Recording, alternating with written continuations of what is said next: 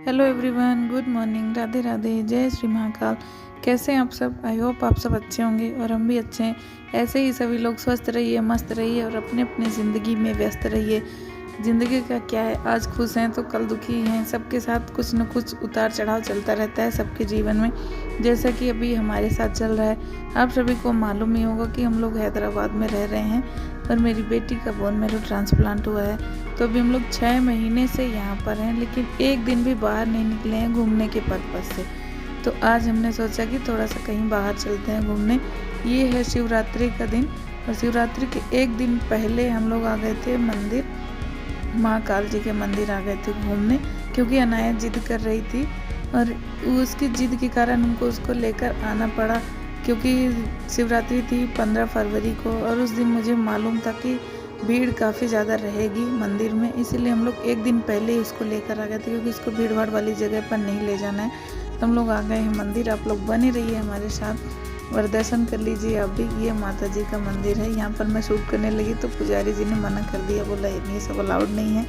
तो फिर मैंने बंद कर दिया, उनसे सॉरी बोला, क्योंकि जो चीज़ नहीं मालूम रहती है अनजाने में होती है। तो फिर क्योंकि वहाँ पर लिखा भी नहीं था, फिर हम लोग इधर साइड में आ गए थे और यहाँ पे भगवान भोलेनाथ और पार्वती मैया का बहुत बड़ा सा मूर्ति रखा हुआ था, दोनों लोगों का, और बड़ा सा त्रिशूल के साथ बहुत प्यारा लग रहा था। यहाँ पर आकर एकदम से मन को सुकून मिल गया था। एक तो कभी भी इतने दिन हो गए बाहर नहीं निकले घूमने के लिए, तो फर्स्ट टाइम लेकर आए अनाया को। बहुत डर भी लग रहा था मन में, लेकिन क्या करें, थोड़ा सा बच्चा है, उसको भी तो जानना ज़रूरी है। हम ही लोग कैद रह जाते हैं अंदर तो कितना ख़राब लगता है। फिर हम लोग थोड़ी सी बैठे हुए थे यहाँ पर, क्योंकि मंदिर में जाकर थोड़ा सा बैठना चाहिए वहाँ पर शांतिपूर्वक, तो मन को बहुत सुकून मिलता है। आप लोग प्लीज़ कमेंट करके बताइएगा कि आप लोग मंदिर में जाते हैं तो बैठते हैं कि नहीं। सभी से हाथ जोड़कर रिक्वेस्ट है कि वीडियो को पूरा एंड तक देखिएगा, इस बिना स्किप किए देखिएगा। और ये देखिए यहाँ पे एक बड़ा सा त्रिशूल रखा है, डमरू रखा है, भोलेनाथ जी का त्रिशूल।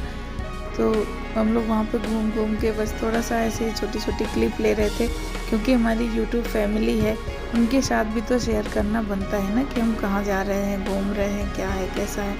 फिर अनाया का यहाँ पे मस्ती टाइम चालू हो गया है, तो वो इधर उधर घूम रही है, क्योंकि अब छोटा बच्चा है, वो 5 साल की बच्ची है, कितना ही ज़्यादा वो समझ सकती, फिर भी वो बहुत समझदार है। एक दिन निकली है वो बाहर फर्स्ट टाइम, तो वो बहुत एंजॉय कर रही है अपना, इधर घूम रही, कभी उधर, ये क्या है मम्मा, वो क्या है मम्मा, इधर चले जाऊँ उधर चले जाऊँ, सारी चीज़ें पूछती रहती है। फिर हम लोग ये वाले मंदिर में आ गए। यहाँ पे बहुत बड़ा सा हवन कुंड बना हुआ है, जिसमें यज्ञ वगैरह होते हैं। बहुत बड़ा सा था, मैंने फर्स्ट टाइम इतना बड़ा हवन कुंड देखा है। उसमें इतना गहराई था कि एक आदमी खड़ा हो जाए तो नहीं दिखेगा, मतलब कि कम से कम 5-6 फुट का होगा वो। तो ऐसा बना हुआ है। मंदिर के चारों तरफ का व्यू देख लिया आप लोग, बहुत प्यारा लग रहा है। और किसी भी मंदिर में जाओ, और ये हैदराबाद का मंदिर है, साउथ इंडियन मंदिर बहुत सुंदर होते हैं, मैंने हमेशा देखा है। उनमें ना बाहर से बहुत सारी कलाकारी की रहती है, तो सब अच्छे लगते हैं। और ये पुजारी जी आ रहे हैं सामने से, तो आप लोग उनका ड्रेसअप देखिएगा और बताइएगा। ये साउथ के मंदिरों में ऐसा ही पुजारियों का ड्रेसअप होता है, वो नीचे से सेम कलर का वैसे ही धोती कुर्ता जैसा पहने रहते हैं, ऊपर से वैसे ही ढके रहते हैं, तो ये ड्रेसअप होता है। फिर हम लोग वापस से आ गए यहाँ पर भोलेनाथ जी के पास, क्योंकि यहाँ से जाने का मन ही नहीं कर रहा था कि हम लोग चले जाएं।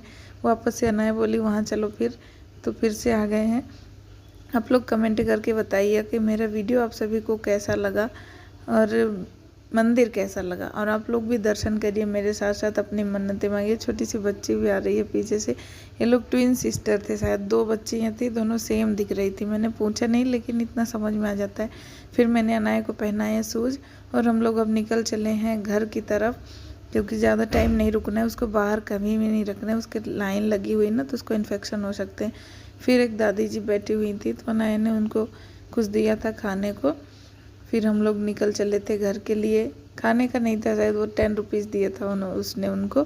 फिर आए हम लोग, नारियल पानी पिया अनाया ने और मैंने पिया गन्ने का जूस, क्योंकि मुझे गन्ने का जूस बहुत पसंद है और अनाया को नहीं दे सकते हैं गन्ने का जूस, क्योंकि वो मीठा उसको मना किया गया है। और कोकोनट वाटर वो पी सकती है। अभी तक उसको टेट्रा पैक देते थे, लेकिन कल ही पूछा हमने तो उन्होंने बोला कि दे सकते